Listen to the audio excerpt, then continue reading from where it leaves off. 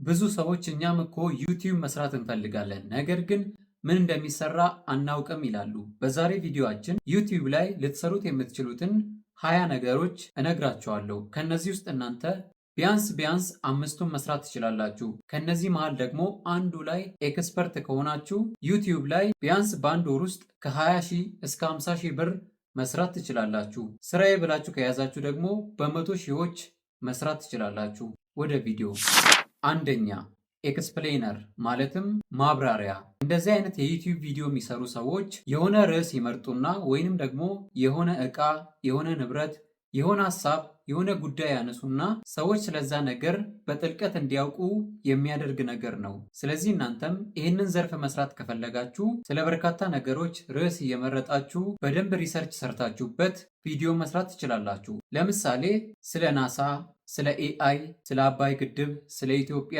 ስለ ተለያዩ ካምፓኒዎች፣ ስለ ታሪክ፣ ስለ ሳይንስ በጣም በርካታ ነገሮችን በየቀኑ አንዳንድ ርዕስ እየሰጣችሁ ቪዲዮ መስራት ትችላላችሁ። ሁለተኛ ሪቪው። ይህንን መስራት የምትፈልጉ ሰዎች ደግሞ የተለያዩ ካፌዎች፣ ሆቴሎች፣ ካምፓኒዎች፣ መስሪያ ቤቶች እየሄዳችሁ የሆነን ነገር ሪቪው ማድረግ።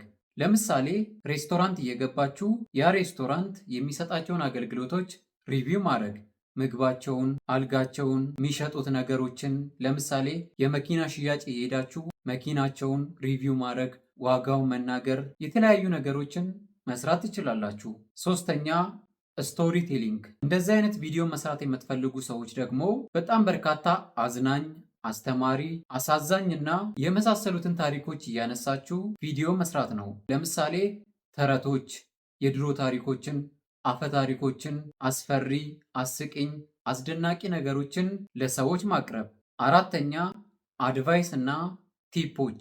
በዚህ ዙሪያ ቪዲዮ መስራት የምትፈልጉ ሰዎች ደግሞ ስለሆነ ነገር ምክሮች እና ቲፖችን መስጠት ማለት ነው።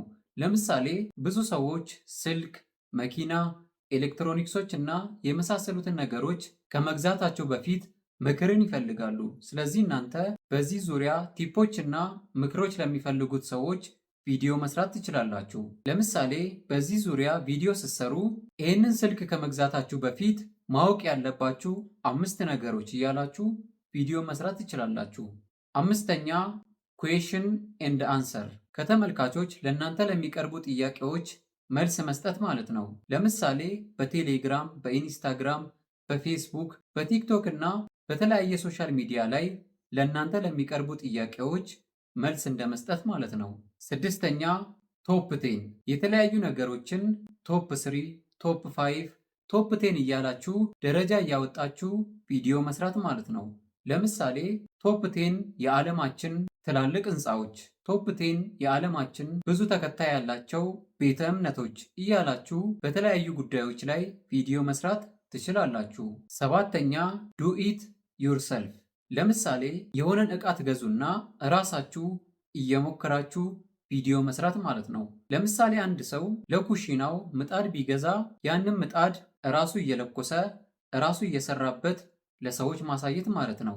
ምጣዱን ምሳሌ ያደረግኩ እንጂ መኪኖችን፣ ኤሌክትሮኒክሶችን፣ ልብሶችን፣ የተለያዩ ነገሮችን ከኦንላይንም ሊሆን ይችላል ከተለያዩ ሱቆች እየገዛችሁ ራሳችሁ እየሞከራችሁ ለሰዎች ማሳየት ማለት ነው። ስምንተኛ ሞቲቬሽን። ይሄ ደግሞ ምንም አይነት ማብራሪያ አያስፈልገውም። ሰዎችን ሊያነቃቁ የሚችሉ ቪዲዮዎችን መስራት ማለት ነው። ዘጠነኛ አንቦክሲንግ። ይሄ ደግሞ የተለያዩ ዕቃዎችን ከሱቅ እና ከተለያዩ ኦንላይን ሱቆች ላይ ከገዛችሁ በኋላ እራሳችሁ ያንን ዕቃ አንቦክስ ወይንም ደግሞ መክፈት እንደማለት ነው። ለምሳሌ ስልክ ስትገዙ ያንን ስልክ ካርቶኑን ከፍታችሁ እዛ ውስጥ ምን ምን እንዳለ፣ ስልኩ ምን አይነት እንደሆነ ሁሉን ነገር በግልጽ ማሳየት እንደማለት ነው። አስረኛ ቻሌንጅ። የተለያዩ ቻሌንጆችን ለብቻችሁም ሊሆን ይችላል፣ ከቤተሰባችሁ ጋርም ሊሆን ይችላል፣ ከጓደኞቻችሁ ጋርም ሊሆን ይችላል። ቻሌንጆችን መስራት እንደማለት ነው። ለምሳሌ 10 ቃሪያ በላው፣ የዳሽን ተራራ ወጣው፣ በእግሬ ከአዲስ አበባ እስከ መቀሌ ድረስ ሄድኩኝ እና የመሳሰሉትን ከበድ ያሉ ቻሌንጆችን መርጣችሁ መስራት ትችላላችሁ። 11ኛ ሪያክሽን ቪዲዮ። በዚህ ዘርፍ እንኳን ኢትዮጵያ ውስጥ በጣም በርካታ ዩቲዩበሮች አሉ።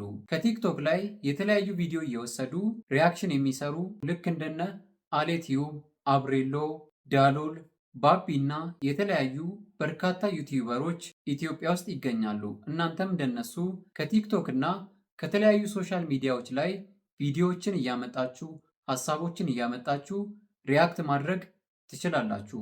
12ኛ ቭሎግ የዕለት ተዕለት ህይወታችሁን፣ ስራችሁን፣ ጉብኝታችሁን የምትሄዱበትን ሁሉ እየቀረጻችሁ ለሰዎች ማጋራት ማለት ነው። ዱባይ ስትሄዱ፣ ቤተ ክርስቲያን ስትሄዱ፣ ገዳማትን ስትሄዱ፣ የተለያዩ ከተሞችን ስትሄዱ፣ ውጭ ሀገር ስትሄዱ፣ የተለያዩ አዳዲስ ምግቦችን ስትሞክሩ ለሰዎች ማሳየት ማለት ነው። በዚህ ደግሞ የሚታወቁት ልክ እንደነ አቤል ብርሃኑ፣ ነቢል ኑር፣ ኤፊጂ የሚጠቀሱ ናቸው። 13ኛ ቲቶሪያል እንግሊዘኛ ቋንቋ፣ ኦሮምኛ ቋንቋ፣ አማርኛ ቋንቋ የተለያዩ ትምህርቶችን ልክ እንደነ ፊዚክስ፣ ሂሳብ፣ ኬሚስትሪ በሌላም መልኩ ደግሞ ምግብ መስራት የምትችሉ ሰዎች ምግብ እንዴት እንደሚሰራ ለሰዎች ቲቶሪያል መስጠት ትችላላችሁ። ምሳሌ ሊሆን የሚችለው ማራኪ እንግሊሽ ነው። 14ኛ ኢንተርቪው ወይንም ደግሞ ፖድካስት አሁን ላይ ኢትዮጵያ ውስጥ በደንብ እየተለመደ የሚገኘው ፖድካስት ነው። ስለዚህ እናንተም እቃዎችን ማሟላት የምትችሉ ከሆነ ማለትም ካሜራ፣ ማይክ፣ ስቱዲዮ፣ ሶፋዎችን ገዝታችሁ መስራት የምትችሉ ከሆነ ፖድካስት በአሁኑ ሰዓት ኢትዮጵያ ውስጥ በጣም ተመራጭ ነገር ነው። 15ኛ ኦፒኒየን ቪዲዮዎች የግል ሀሳባችሁን የምታቀርቡበት ቪዲዮ ማለት ነው። ይህ ደግሞ ከፖድካስት ትንሽ ለየት የሚያደርገው ይህንን ቪዲዮ የምትሰሩት ለግላችሁ ሊሆን ይችላል። ለምሳሌ የሆነ ርዕስ ታነሱና በዛ ርዕስ ላይ እናንተ ምን እንደምታስቡ ለሰዎች ማጋራት ማለት ነው።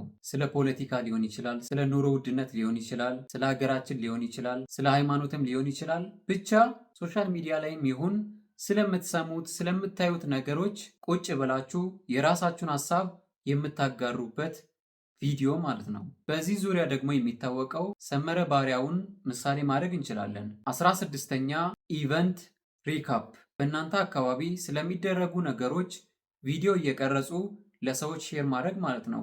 ለምሳሌ ምርቃቶች፣ ሰርጎች፣ አውደ ርዕዮች፣ ኢኖቬሽኖች፣ የተለያዩ ካምፓኒዎች የሚያዘጋጁት ኢቨንቶች ላይ እየተገኛችሁ ያ ኢቨንት ምን እንደሚመስል ለሰዎች ማሳየት ማለት ነው። 17ኛ ፕራንክ በፊት ዩቲዩብ ሲባል ኢትዮጵያ ውስጥ በደንብ ታዋቂ የነበረው ሚኮ ማይኪ ነበረ። እሱ ልጅም በደንብ ይታወቅበት የነበረው በሚሰራቸው በፕራንክ ቪዲዮዎች ነበረ። እናንተም ልክ እንደሱ የተለያዩ ፕራንኮችን ጓደኞቻችሁ ላይ፣ ቤተሰቦቻችሁ ላይ እንዲሁም ደግሞ ወደ ከተማ ወጣ ብላችሁ ሌሎች ሰዎች ላይ መስራት ትችላላችሁ። ለዚህ ደግሞ መጀመሪያ ላይ ከመንግስት ፍቃድ መጠየቃችሁን እንዳትረሱ። ይሄኛውን ደግሞ ለየት የሚያደርገው በስክሪፕት መስራት ትችላላችሁ። ማለትም ፕራንኩ እውነት ሳይሆን እውነት አስመስላችሁ ልክ እንደ ድራማ መስራት ትችላላችሁ። በዚህ ደግሞ የሚታወቁት በርካታ ጥንዶች ኢትዮጵያ ውስጥ ይገኛሉ። ፕራንክ እያሉ ልክ እንደ ድራማ በየቀኑ ቪዲዮ ፖስት የሚያደርጉና በርካታ ገንዘቦችን የሚያገኙ በርካታ ሰዎች ኢትዮጵያ ውስጥ ይገኛሉ። 18ኛ ኮሜዲ ስኪት ቲክቶክ ላይ እንደሚሰሩት አጫጭር አስቂኝ ቪዲዮዎችን ወደ ዩቲዩብ ማምጣት እንደማለት ነው። እነ ኤላ ትሪክ፣ እነ አቤ ቃል፣ እነ ቢቦይ ቶሚ ቲክቶክ ላይ የሚሰሩትን እናንተ ደግሞ 5 ደቂቃ 10 ደቂቃ እያደረጋችሁ በርካታ አስቂኝ አጠር ያሉ ድራማዎችን መስራት ትችላላችሁ። በዚህኛው ደግሞ የሚታወቀው ናቲ አብርሃምን መውሰድ እንችላለን።